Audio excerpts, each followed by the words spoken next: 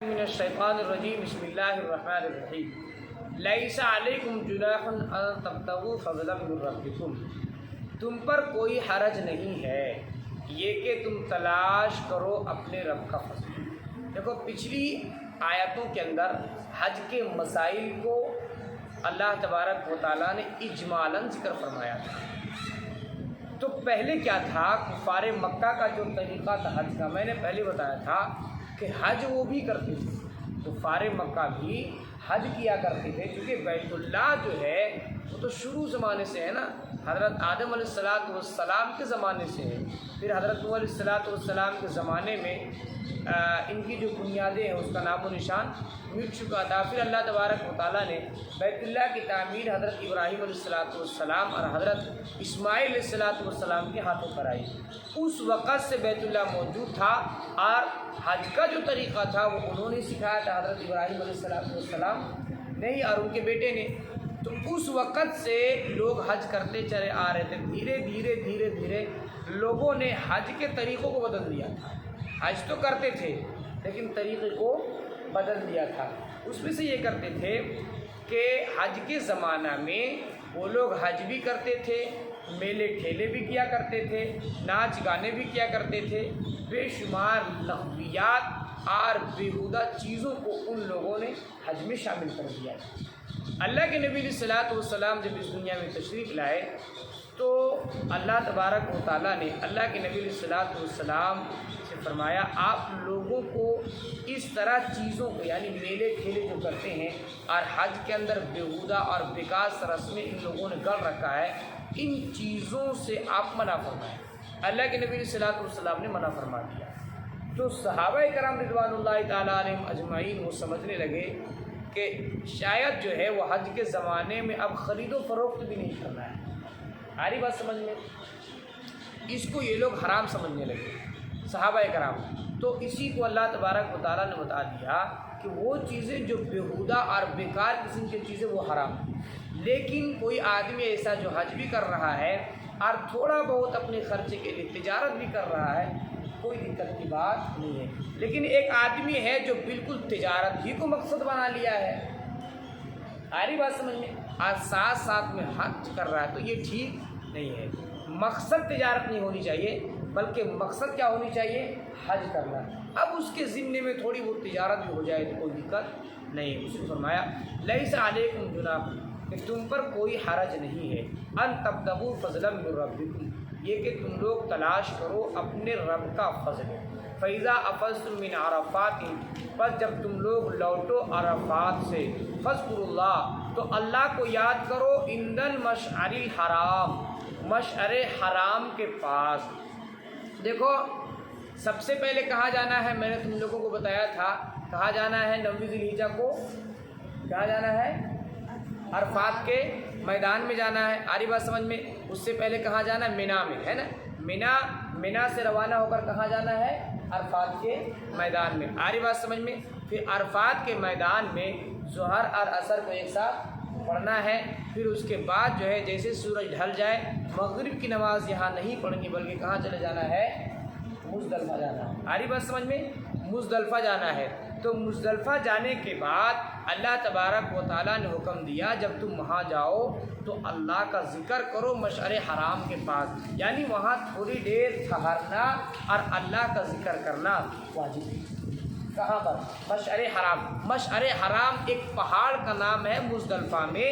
آری بات سمجھ میں، اور اسی پہاڑ کے قریب مزدلفہ کا میدان ہے، اسی میں وقوف کرنا ہے۔ اسی فرمایا فَإِذَا أَفَضْتُم، پس جب تم لوگ لوٹو عرفات سے، فاذکروا اللہ، پس اللہ کو یاد کرو، عند المشعر الحرام، مشعر حرام کے پاس، وَاذْكُرُوهُ، اور اللہ کو یاد کرو، كَمَا هَدَاكُمْ، جیسا کہ اللہ نے تمہیں بتایا۔ وہ جو جہالت میں جو طریقہ تھا مشرکین کا، اس طریقے کے مطابق نہیں بلکہ اللہ نے جیسا تم لوگوں کو بتایا ہے اسی طریقے پر تم لوگ اللہ کو یاد کرو۔ وَإِن كُنتُم مِّن قَبْلِهِ لَمِنَ الضَّالِّينَ، اگرچہ تم لوگ اس سے پہلے کیا تھے، ناواقف، تم کو پتہ نہیں تھا۔ ثُمَّ أَفِيضُوا مِنْ حَيْثُ أَفَاضَ النَّاسُ، پھر لوٹو، من حیث افاض الناس، جہاں سے لوگ لوٹتے ہیں، واستغفر اللہ، اور اللہ سے استغفار کرو، ان اللہ غفور رحیم، بے شک اللہ بخشنے والا رحم کرنے والا ہے۔ اس آیت کریمہ کا مطلب کیا ہے کہ کفار مکہ میں سے جو رئیس تھے، جو کفار مکہ کا جو لوگ سردار تھے، وہ لوگ کیا کرتے تھے، حج کے زمانے میں وہ لوگ مزدلفہ میں ہی رہتے تھے، مزدلفہ سے باہر، کیونکہ عرفات کا جو میدان ہے وہ مزدلفہ سے باہر ہے، اور مزدلفہ جو ہے وہ اندر ہے، آری بات سمجھ میں، حرم کے اندر ہے، اس لیے یہ سمجھتے تھے کفار مکہ کے جو سردار تھے، ہم تو سردار ہیں، ہم تو رئیس ہیں، ہم جو ہے وہ مکہ سے حرم کے باہر نہیں جائیں گے، ہم حرم کے باہر نہیں جائیں گے، یعنی وقوف عرفہ وہ لوگ نہیں کرتے تھے۔ تو اللہ تبارک و تعالیٰ نے وقوف عرفہ کو دوسری آیت کے ذریعہ سے فرض قرار دیا، اور کہا کہ چاہے غریب ہو، امیر ہو، کوئی بھی ہو، کسی ملک کے رہنے والا ہو، ہر ایک کے لیے ایک حکم ہے، اور تمام لوگوں کو وقوف عرفہ کرنا ہی پڑے گا۔ اسے فرمایا کہ ثم افیضوا، پھر لوٹو، من حیث،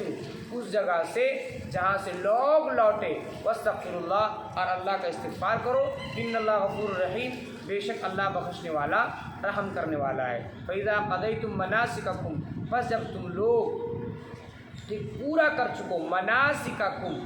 ٹھیک ہے، اپنے مناسک کو، کا مطلب اپنے مناسک کو، یعنی حج کے طریقے کو، ٹھیک، فاذکروا اللہ، تو اللہ کو یاد کرو، کذکرکم، ایسا ہی جیسا کہ تم اپنے باپ دادا کو یاد کرتے ہو،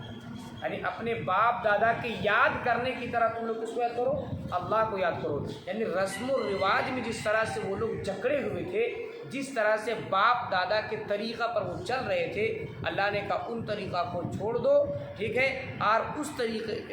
جس طرح سے تم باپ دادا کے فالو کرتے تھے، اس طرح سے تم کس کو مانو، اللہ کو مانو، ارے او اشد ذکرہ،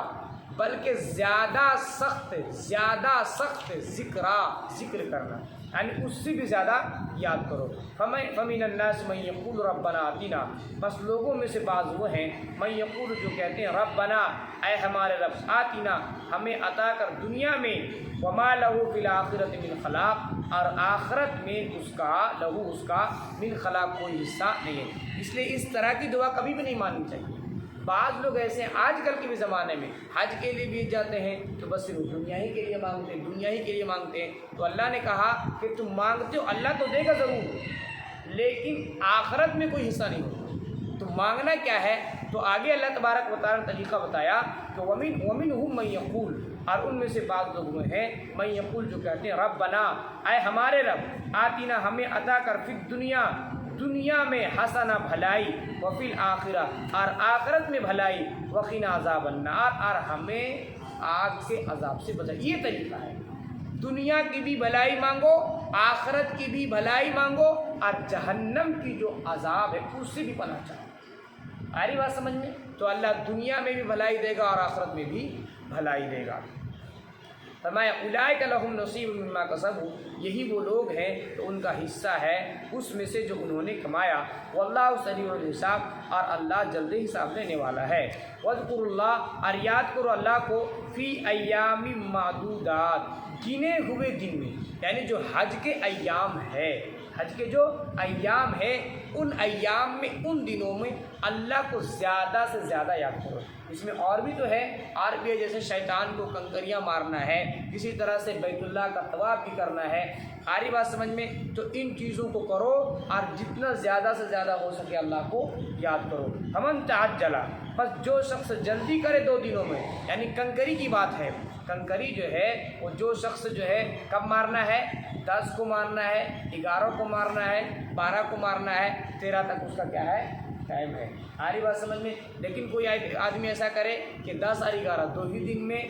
2 ہی دن جو کنکری کو مار کر کے مکہ مکرمہ چلے آئے تو کوئی حرج نہیں، یہ مسئلہ تم فقہ کی کتابوں میں پڑھ چکے ہو۔ اس سے کہا فمن تعجل، بس جو شخص جلدی کرے، فی یومین، 2 دنوں میں، سمجھ رہے ہو کنکری مارنے میں، فلا اثم علیہ، کیونکہ یہ مسئلہ تم لوگ مفصل تفصیل کے ساتھ پڑھ چکے ہو خطبی میں، اس لیے یہاں میں زیادہ تفصیل سے نہیں بتا رہا ہوں۔ فلا اثم علیہ، پس اس پر کوئی گناہ نہیں۔ فمن تاخر، اور جس نے تاخیر کیا مارنے میں تاخیر کیا فلا اسم علیہ اللہ کہتا اس پر بھی کوئی گناہ نہیں ہے. لمن اتقا اس سے جو ڈرے واتقوا اللہ اور ڈرو اللہ سے واعلموا اور جان لو انکم الیہ تحشرون بے شک تم لوگ اسی کی طرف لوٹائے جاؤ گے.